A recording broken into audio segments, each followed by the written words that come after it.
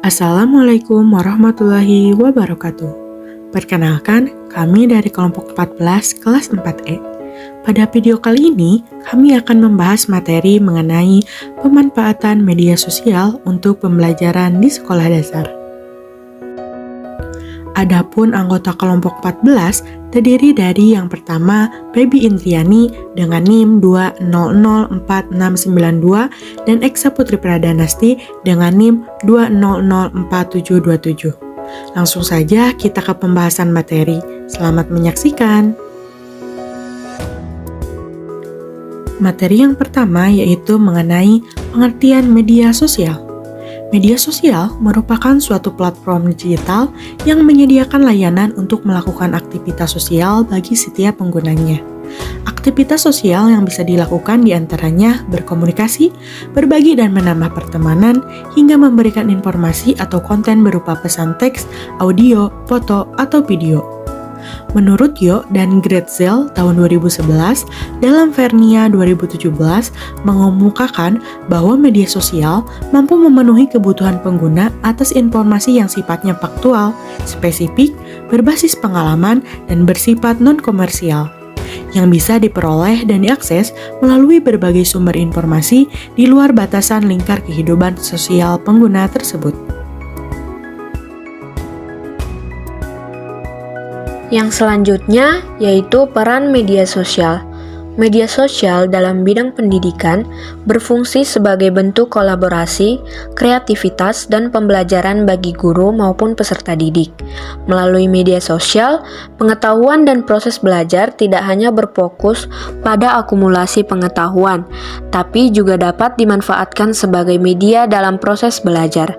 Media sosial kini memiliki peran yang sangat penting pada proses pendidikan jarak jauh atau e-learning, yakni ketika proses belajar mengajar tidak lagi terbatas pada ruang kelas, jarak, dan waktu. Media sosial sebagai alat pembelajaran itu juga merupakan salah satu peran dari media sosial itu sendiri.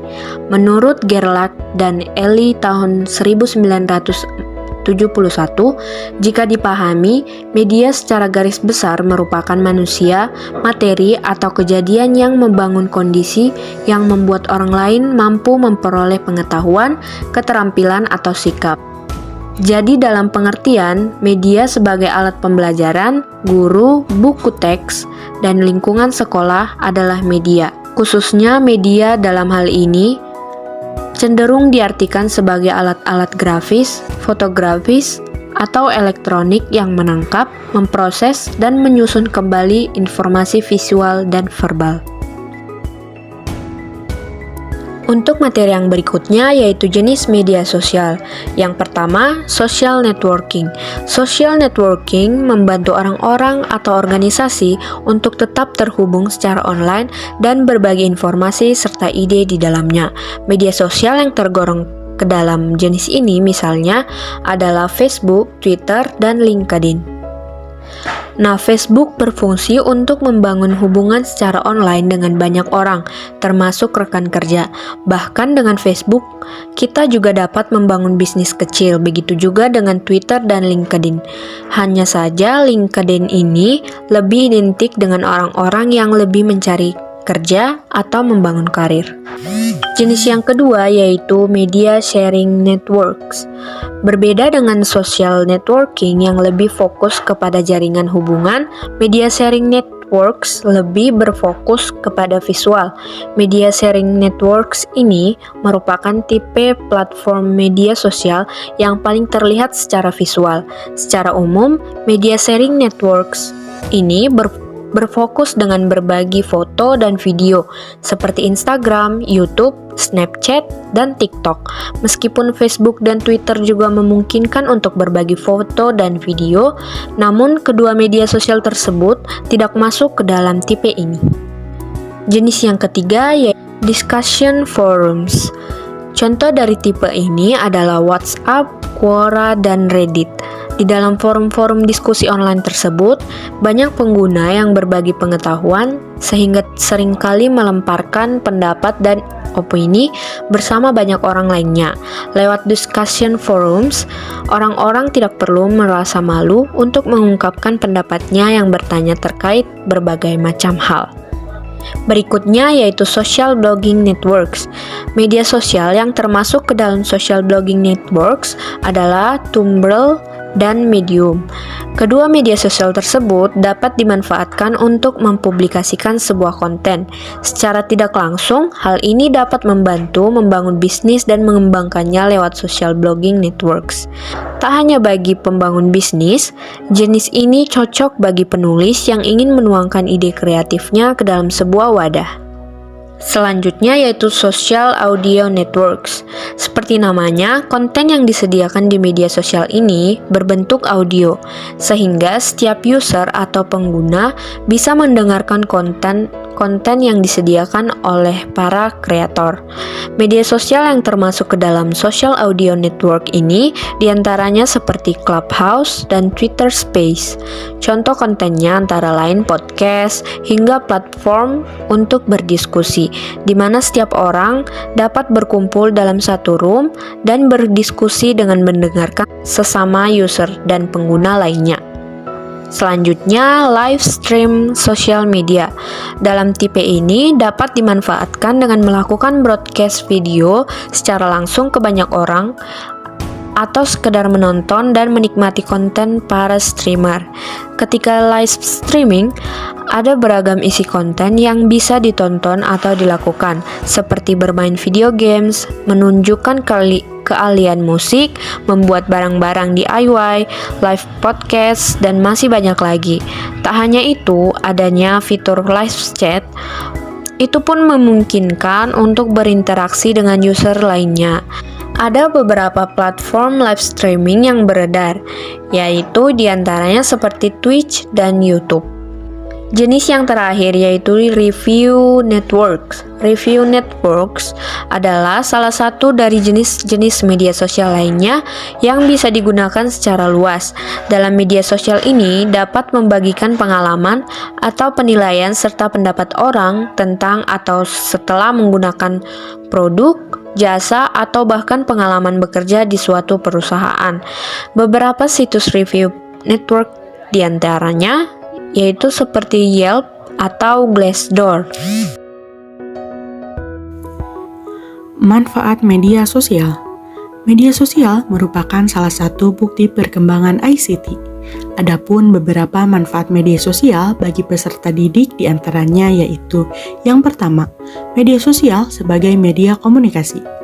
Dengan bantuan media sosial, peserta didik bisa bertanya informasi mengenai pembelajaran, apalagi di masa pandemi seperti sekarang ini, di mana pembelajaran dilaksanakan secara daring, membuat media sosial mempunyai peran yang penting terhadap kegiatan pembelajaran.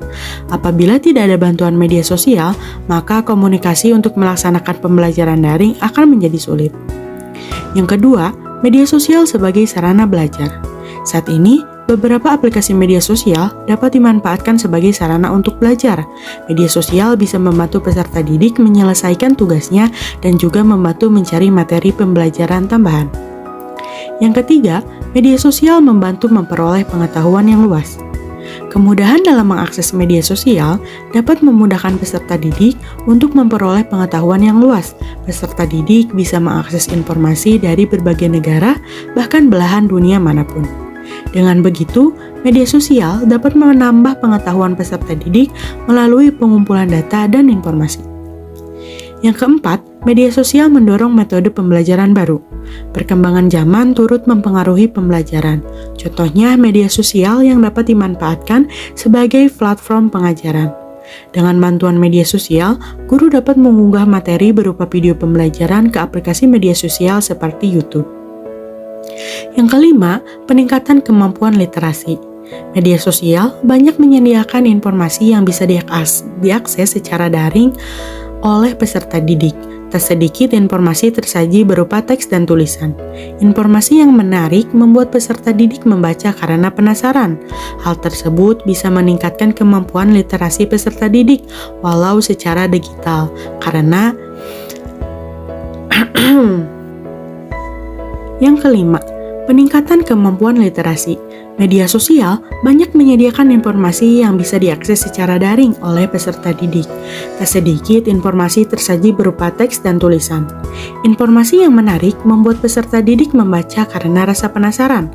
Hal tersebut bisa meningkatkan kemampuan literasi peserta didik walau secara digital.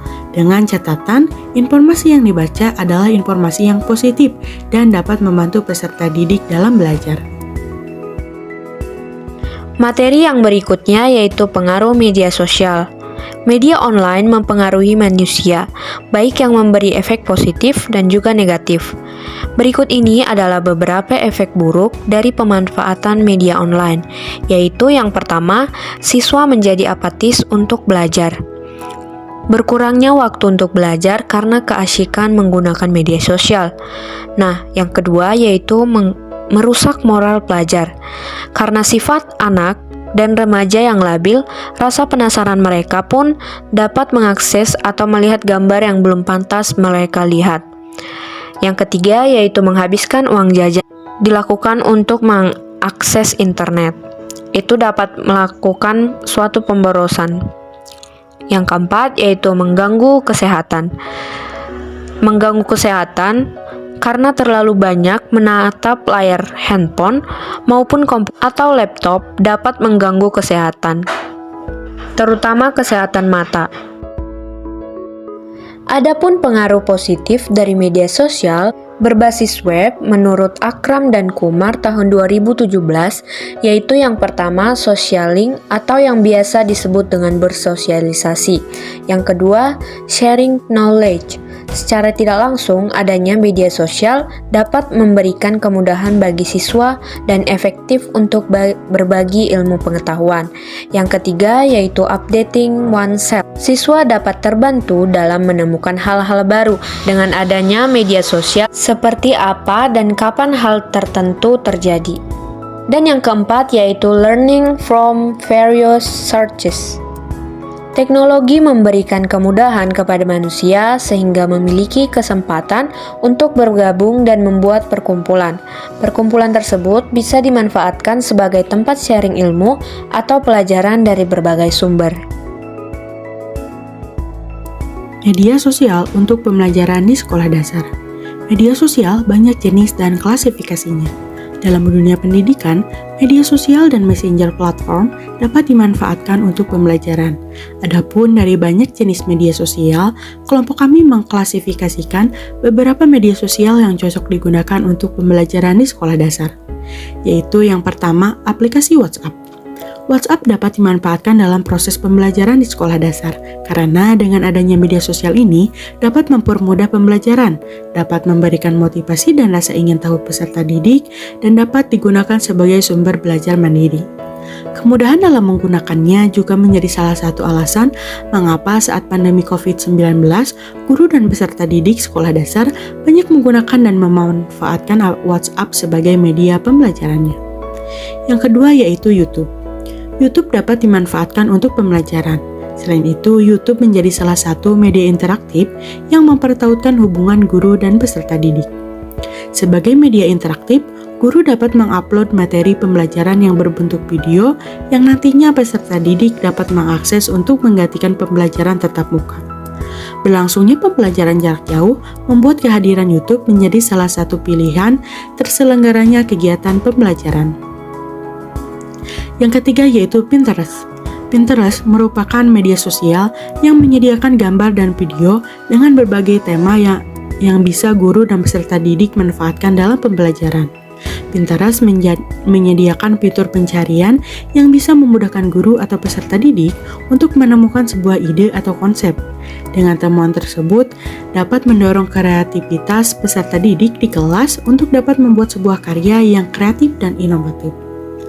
Dengan bantuan Pinterest, hasil karya peserta didik berupa portofolio yang mereka unggah dapat dilihat secara langsung oleh peserta didik lainnya atau bahkan oleh peserta didik di seluruh dunia. Yang keempat adalah blog. Blog bisa dimanfaatkan untuk pembelajaran karena kemudahan dalam mengakses informasi tanpa memiliki akun.